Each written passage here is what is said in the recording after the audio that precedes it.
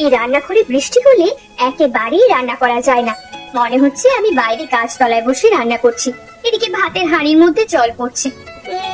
একটা কাজ করলে হয় না, রান্নাঘরের একপাশে গর্ত করে মাছ চাষ করবো এবার থেকে, আর গর্তের চারপাশে লাল শাক লাগিয়ে দেব।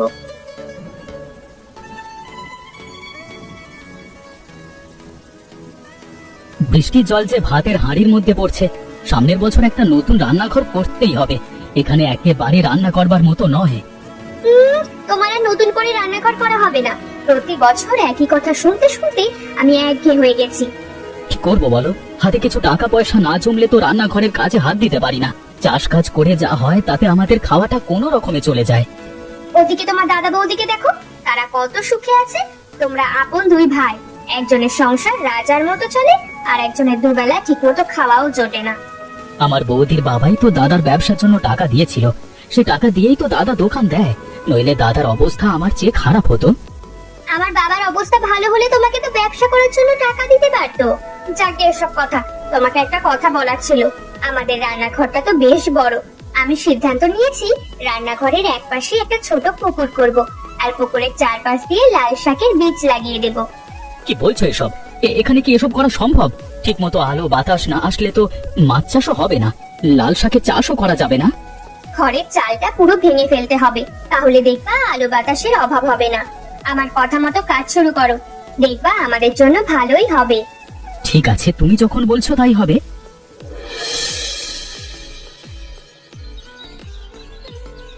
এবার দেখবা মাছ আর শাক বিক্রি করে আমাদের সংসার চলে যাবে, নতুন রান্নাঘরও তুলতে পারবো। আগে হোক, তারপর না হয় তুমি ব্যবসা করবার চিন্তা করো। তোমার কথা শুনে আমাকে অদ্ভুত কাজ করতে হচ্ছে, লোকে দেখলে হাসাহাসি করবে। হাসাহাসি করলে করবে, আমাদের জমিতে যা খুশি তাই করতে পারি, তাতে যদি পাড়ার লোকেদের হাসাহাসি করতে ভালো লাগে হাসবে। তোরা এখানে কি করছিস? রান্না করে পুকুর? এ বাবা, জীবনে প্রথম দেখলাম। আমার মনে হয় তোদের মাথা খারাপ হয়ে গেছে। আমাদের মাথা একদম ঠিক আছে দিদি, আমরা অনেক বুঝে শুনে এটা করেছি। পারলে তোমরাও আমার মতো রান্না করে মাছ চাষ আর সবজি চাষ করতে পারো। আমরা কি তোদের মতো পাগল রে? হ্যাঁ, এইসব কাজ যারা করে তাদের মাথায় সমস্যা আছে। দিদি, তুমি কিন্তু আমাদের অপমান করছো। বৌদি তো ঠিকই বলছে, অন্য কেউ দেখলেও এ কথা বলতো। যেদিন মাছ আর সবজি বিক্রি করে আয় করব, সেদিন আর কেউ আমাদের অপমানও করবে না, আবার হাসাহাসিও করবে না। ঘুমিয়ে ঘুমিয়ে স্বপ্ন দেখ, বুঝলি তো? টাকা আয় করা এত সহজ নয়। এত সহজে যদি আয় করা যেত তাহলে সবাই বড়লোক হয়ে যেত। হ্যাঁ, আমরা তো বড়লোক হতে চাই না, আমাদের সংসারটা কোনো রকমে চলে গেলেই হলো। দিদি, তোমাকে একটা কথা বলবো, কিছু মনে করো না। তুমি এখন এখান থেকে যাও, তোমার জন্য আমরা ঠিকমতো কাজ করতে পারছি না। ঠিক আছে, যাচ্ছি। তুমি বৌদিকে এভাবে না বললেও পারতে, বৌদি কি মনে করবে বলো তো? যা খুশি মনে করার করো, তুমি কাজ করো তো। বেশি কথা বললে কাজে দেরি হয়ে যাবে, তাড়াতাড়ি কাজ শেষ করো, আমাকে আবার রান্নাও করতে হবে।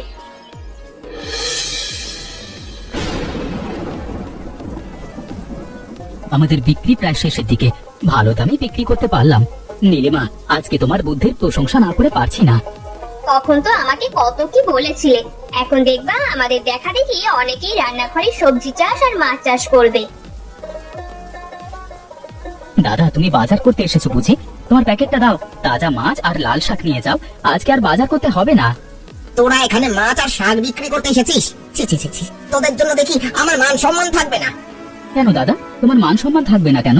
আমরা তো চুরি করছি না, ব্যবসা করছি যাতে নিজের সংসারটা ভালো চলে। ব্যবসা করবি ভালো কথা, তাই বলে বাজারে মাছ আর শাক বিক্রি করবি? আমার মতো একটা দোকান দিতে পারতিস। এলাকায় সবচেয়ে বড় দোকান আমার, বেচা কিনা অন্যদের চেয়ে বেশি হয়। শ্বশুরের টাকা পেলে বড় দোকান দিয়ে যায়, আমার বাবা তো আপনার ভাইকে টাকা দিতে পারেনি।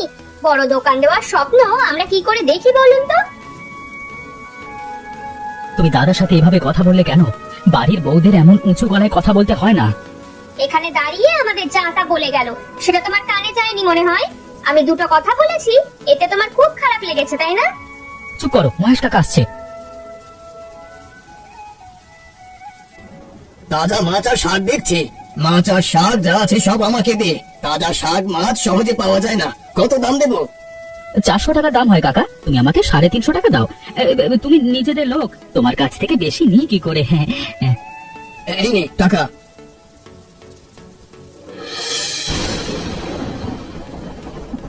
এবার বর্ষা আগে থেকেই শুরু হয়ে গেছে, দোকানে ঠিক আগের মতো বেচা কেনা হচ্ছে না। বৃষ্টির মধ্যে মানুষ ঘর থেকে বার হতে না পারলে দোকানে আসবে কেমন করে? আমাদের কেনা বেচা হচ্ছে না, কিন্তু তোমার ভাইয়ের ব্যবসা তো ভালোই চলছে। দুদিন পর পর বাজারে লাল শাক আর মাছ বিক্রি করতে নিয়ে আসছে। তোমাকে একটা কথা বলি, ব্যবসা এত সহজ না। 2 দিন বাজারে মাছ আর শাক বিক্রি করেছে বলে ওর বিশাল বড় ব্যবসা হয়ে পড়েছে, এটা মনে করো না। কুসুম, তুই এত রাতে এত দূর থেকে একা একা আসলি কেমন করে? মনোজ আসেনি? দিদি, আমি খুব বিপদে পড়ে তোমার এখানে এসেছি, আমাকে তুমি কিছুদিন থাকতে দেবে? তুই আমার একমাত্র বোন, আমার বাড়িতে যতদিন ইচ্ছে ততদিন থাকবি, কিন্তু তোর সমস্যাটা কি সেটা তো বলবি।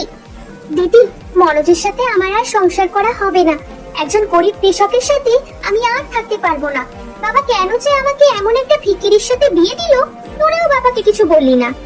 মনোজ তো ভালো ছেলে, সবাই ওকে ভালো বলে। তাছাড়া বাবা ব্যবসা করার জন্য টাকাও দিতে চেয়েছিল, বাবা টাকা দিয়েছিল, কিন্তু মনোজ সেই টাকা ফেরত দিয়েছে।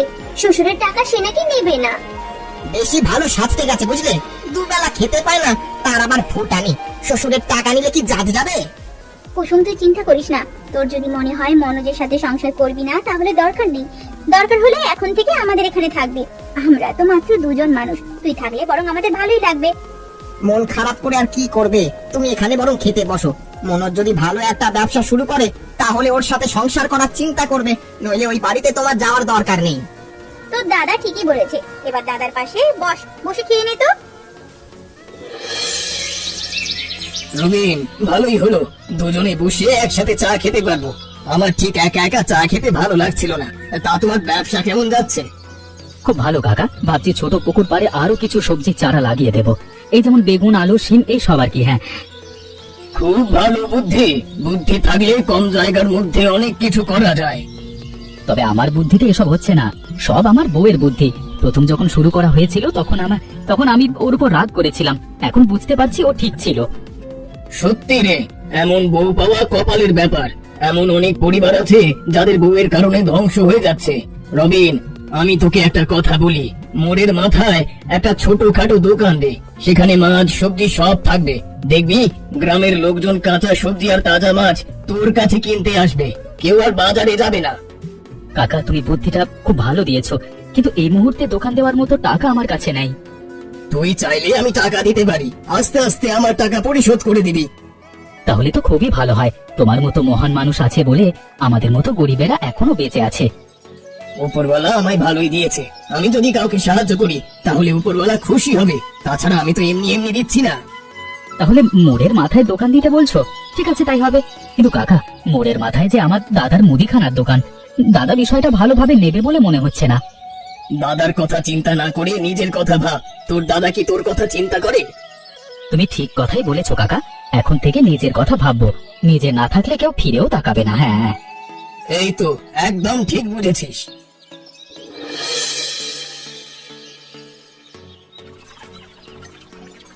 আমাকে এখানে আসতে বলে তুমি দেরি করে আসলে। 1 ঘন্টা ধরে আমি তোমার জন্য অপেক্ষা করছি। এখন বলো, কি জন্য আমাকে দেখা করতে বলেছিলে? আমি তোমাকে নিতে এসেছি, তুমি আমার সাথে বাড়ি চলো। দেখো কুসুম, এখন আমার কিছু নেই, এটা ঠিক, কিন্তু আমি একদিন অনেক কিছু করব। তুমি একবার আমার উপর ভরসা করে আমার সাথে চলো। কি করে ভাবলে আমি তোমার সাথে যাব? তোমার মতো ভিখিরির সাথে আমি একদিনও থাকতে চাই না। বাবা তোমাকে টাকা দিতে চেয়েছিল, কিন্তু তুমি টাকা নাওনি। শ্বশুরের কাছ থেকে টাকা নিব এই ধরনের মানসিকতা আমার নেই। আমি নিজে কিছু করতে চাই। আমি গরিব, তবে এমন তো না যে তোমাকে 2 বেলা খেতে দিতে পারবো না। তোমার মতো ছেলের সাথে বাবা কি দেখেছে আমার বিয়ে দিয়েছিল? তুমি এখন যাও তো এখান থেকে।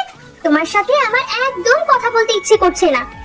তুমি ভুল করছো, আমাকে এভাবে ফিরিয়ে দিও না। আমি একবার মুখ ফিরিয়ে নিলে আর তোমার কাছে ফিরবো না। তুমি আমাকে শাসালে?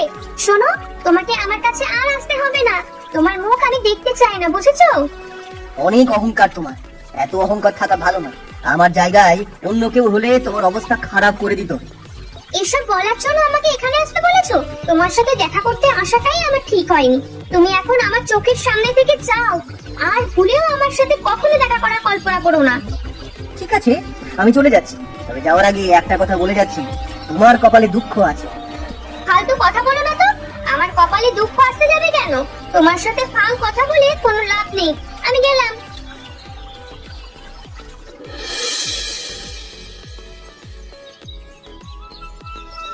রান্নাঘরে মাছ আর সবজি চাষ করে এত লাভবান হব ভাবতেই পারিনি। মাছ চাষ করার পাশাপাশি বেগুন, আলু, পটল, লাউ, কুমড়ো, লাল শাক সবকিছু চাষ করতে পারছি। তবে মহেশ কাকা সাহায্য না করলে দোকানটা দেওয়া সম্ভবই হতো না। কাকার অবদান ভুলতে পারবো না কখনো। ব্যবসা খুব ভালোই হচ্ছে তাই তো? আর এদিকে আমার দোকানে একটা খদ্দেরও আসে না। তোমার এখানে দোকান দেওয়ার পর থেকে আমার ব্যবসাটা জলে পড়েছে। আপনার ব্যবসা জলে পড়লে আমরা কি করব? আর আমাদের জন্য জলে পড়বে কেন? আমরা তো সবজি আর মাছের ব্যবসা করি, আর আপনার তো মুদিখানার দোকান। আমি এত কিছু বুঝি না। আমার কথা হলো তোমাদের দোকান এখানে থাকবে না। 2 দিন সময় দিলাম, এই 2 দিনের মধ্যেই দোকান সরাতে হবে, নইলে আমি তোমাদের দোকান ভেঙে দেব। আমাদের মতো ছোটখাটো ব্যবসায়ীর দোকান আপনি কেন ভাঙতে যাবেন দাদা? আপনি একজন বড় ব্যবসায়ী, আমাদের সাথে হিংসে করা আপনার মানায় না। ভুলে যেও না, তুমি আমার ছোট ভাইয়ের বউ। আমার সামনে মাথা নিচু করে কথা বলো। আপনার ছোট ভাইকে কোনোদিন ভাই বলে পরিচয় দেন? আজকে হঠাৎ ছোট ভাইয়ের কথা বললেন? দাদা তুমি, নীলিমা দাদাকে বসতে দাও। দাদা, আমার দোকানে এসেছো, কিছু না খেয়ে যাবে না? রমেশ চাচার দোকান থেকে তোমার জন্য চা আর বিস্কুট নিয়ে আসছি। আমি এখানে বসতে আসিনি রবিন, আমি চাই না তোদের দোকান এখানে থাক। 2 দিন সময় দিলাম, এর মধ্যে দোকানটা এখান থেকে সরিয়ে ফেলবি, আর তোর বউকে আমার সামনে গলা নিচু করে কথা বলতে বলবি। বললেই হলো, আমরা এখান থেকে দোকান সরাবো না। দেখি কি করতে পারো। দাদা কেন যে আমাদের দেখতে পারে না কিছুই বুঝতে পারি না।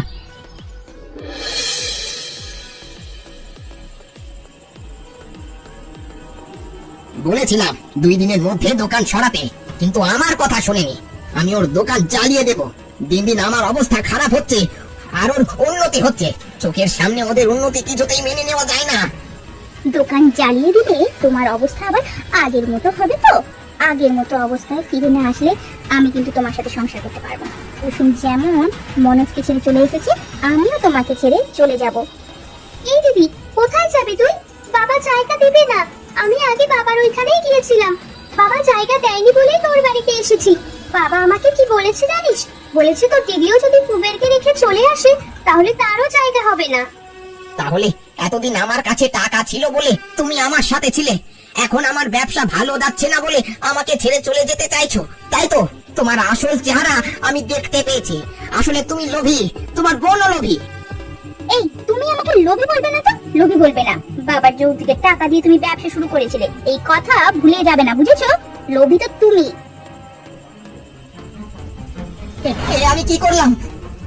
আগুন, আগুন, আমাকে বাঁচাও, বাঁচাও। আর ভয়ের কিছু নেই, আগুন নিভে গেছে। আসলে রাগের মাথায় ছুঁড়ে ফেলতে গিয়ে তোমার গায়ে পড়েছে। বিশ্বাস করো, আমি এটা করতে চাইনি। আর একটু হলেই তো আমার বোন পুরো মারা যেত। এই কুসুম, এই লোকটার সাথে আমরা আর থাকবো না রে। দিদি, আমরা কোথায় যাব? আমাদের যে যাওয়ার কোনো জায়গা নেই। দু চোখ যেদিকে যায় সেই দিকেই চলে যাব, কিন্তু এই লোকটার সাথে সংসার করব না। আমাদের কপালে যে এত সুখ আসবে আমরা ভাবতেই পারিনি। নীলিমা তোমার জন্য সব হয়েছে। একা আমার জন্য কিছু হয়নি গো। তুমি পাশে না থাকলে কোনো কিছুই সম্ভব হতো না। তবে আরেকজন আমাদের পাশে সব সময় ছিল, ওনার কথা না বললেই নয়। মহেশ কাকা টাকা পয়সা দিয়ে আমাদেরকে অনেক সাহায্য করেছে। উনি এখনো আমার কাছে কিছু টাকা পায়। আজকে আসতে বলেছি, ওনার টাকাগুলো দিয়ে দেব। সব ঠিক আছে, কিন্তু আমার একটা ব্যাপার খুব খারাপ লাগে। দাদাকে ছেড়ে দিদি চলে গেছে। 1 মাস দিদির কোনো খবর নেই। দাদার ব্যবসাও আর চলে না। একা একা বাড়ি অনেক কষ্টে আছে। ওগো, একটা কাজ করলে হয় না? আমরা দাদাকে বাড়িতে নিয়ে আসি বরং। তোমার মনটা অনেক বড় গো। দাদা আমাদের সাথে যা করেছে, অন্য কেউ হলে দাদার সাথে কখনো যোগাযোগ করতো না। আর তুমি বলছো দাদাকে বাড়ি নিয়ে আসবার কথা? বেশ তো, আমরা আজকে বিকেলে গিয়ে দাদাকে নিয়ে আসবো। কাকা, এসো এসো, আমাদের সাথে চা বিস্কুট খাও। চা বিস্কুট এখন খাবো না, আমার একটা জরুরি কাজ আছে। রবিন দেখা করতে বলেছিল, তাই এলাম। এই রবিন, দেখা করতে বলেছিলি কেন? তোমার টাকাগুলো নাও। অনেকদিন ধরে ভাবছি দেবো, কিন্তু দেওয়া হয় না। আমার উচিত ছিল তোমার বাড়ি থেকে বাড়ি গিয়ে টাকাগুলো পৌঁছে দেওয়া, কিন্তু সময়ের অভাবে হয়নি গো। আরে পরে দিলেও পারতিস, আমার যখন প্রয়োজন হতো চেয়ে নিতাম। সে যাগে, আমাকে এখন যেতে হবে। তোদের আরো উন্নতি হোক, এই প্রার্থনা সব সময় তোদের জন্য থাকবে। কাকা অনেক ভালো মানুষ, ওনার মতো মানুষ এই জগতে খুব কম আছে। শোনো, একদিন কাকাকে দাওয়াত করে খেতে দিলে হয় না? হবে না কেন, সময় করে একদিন কাকার বাড়ির সবাইকে দাওয়াত দেব। নীলিমা, আমাকে আবার দোকানে যেতে হবে, দুপুরে বাড়ি আসা হবে না, তুমি খাবার নিয়ে দোকানে যেও। ঠিক আছে, যাবো। গাছতলায় মনে হয় দুইজন ভিখারি বসে আছে। যাই যাই, ওদের কিছু টাকা পয়সা দিয়ে আসি। উপরওয়ালা আমাকে এখন অনেক কিছু দিয়েছে, কাউকে দান করলে টাকা পয়সা কমে না, বরং বাড়ে। এই যে শুনছেন, এই যে দেখি আমি কি দেখছি, তোমরা হ্যাঁ, আমাদের অবস্থা এখন এমন। একটা সময় আমি তোমাকে ফিকিরি বলতাম, এখন উপরওয়ালা দেখো সত্যি সত্যি আমাকে আর দিদিকে ফিকিরি বানিয়ে দিয়েছে। তোমাদের এই অবস্থা হলো কেমন করে? দিদি, আপনাদের অবস্থা তো অনেক ভালো ছিল। আমাদের লোভের ফল ভাই, বেশি লোভ করতে গিয়ে এই অবস্থা হয়েছে। আমরা বেশি লোভ করি বলে বাবা আমাদের বাড়িতে জায়গা দেয়নি। আমরা দুই বোন এখন রাস্তায় রাস্তায় ভিক্ষা করে বেড়াই। ভাই, পারলে আমার বোনকে মাফ করে দিও, মাফ করে দিও আমার বোনকে। আমি ধান চালের ব্যবসা করি, ব্যবসায় ভালো লাভও হচ্ছে। উপরওয়ালা আমাকে বেশ ভালো রেখেছে। ওগো, তোমার পায়ে আমাকে একটু আশ্রয় দিও। আমার কোনো টাকা পয়সা লাগবে না, আমি শুধু তোমার সাথে থাকতে চাই। দেখলে তো কি হতে গিয়ে কি হয়ে গেল। তুমি এখন আমার কাছে আশ্রয় ভিক্ষা চাইছো। আচ্ছা, তোমাকে মাফ করে দিলাম, আমার সাথে চলো। কোথায় যাব? আমার বাড়িতে। আমি তোদের সাথে এত খারাপ আচরণ করার পরও তোরা আমাদের আশ্রয় দিয়েছিস। তোদের ঋণ আমি কোনোদিন শোধ করতে পারবো না। এভাবে বলো না দাদা, বাবার পরে আমি তোমাকে স্থান দিয়েছি, তোমার বিপদে আমি পাশে দাঁড়াবো না তো কে দাঁড়াবে? লোভ আমাকে খারাপ মানুষে পরিণত করেছিল, এখন বুঝতে পারি লোভ করে কখনো ভালো থাকা যায় না। দাদা, আপনি আপনার ভুল বুঝতে পেরেছেন। সব সময় সৎ পথে চলার চেষ্টা করবেন, দেখবেন কোনো বিপদ আর আপনাকে ছুঁতে পারবে না। তুমি কেন এসেছো? তুমি একজন লোভী মানুষ। তোমার জন্য আমি নিজের ভাইকে কোনোদিন মানুষ মনে করিনি। ওগো, আমাকে তুমি মাফ করে দাও। আমার ভুল আমি বুঝতে পেরেছি। তুমি যেভাবে আমাকে রাখবে আমি সেইভাবেই তোমার সাথে থাকবো। ওগো, আমাকে মাফ করে দাও, তুমি মাফ করে দাও। তোমাকে আমি কিছুতেই মাফ করতে পারবো না। তোমার বাবার কাছ থেকে আমি যে টাকা নিয়েছিলাম দোকান বিক্রি করে শোধ করে দেবো। তোমার কিছু শোধ করা লাগবে না, তুমি শুধু আমাকে আশ্রয় দাও। দোকান বিক্রি করতে হবে না, তোমার ব্যবসা আবার আগের মতো হবে। আমাকে শুধু একটু আশ্রয় দাও। দাদা, আপনি দিদিকে মাফ করে দিন। দিদি নিজের ভুল বুঝতে পেরেছে। আর দোকান বিক্রি করবেন না। ব্যবসা করতে গেলে মানুষের লাভ লোকসান হয়, তাই বলে ভেঙে পড়লে চলবে না। দাদা, দাদা বৌদিকে মাফ করে দাও। তোরা যখন বলছিস তাহলে মাফ করে দিলাম। আর একটা কথা, এখন থেকে সুখে দুঃখে দুই পরিবার একে অপরের পাশে থাকবো। একদম দাদা।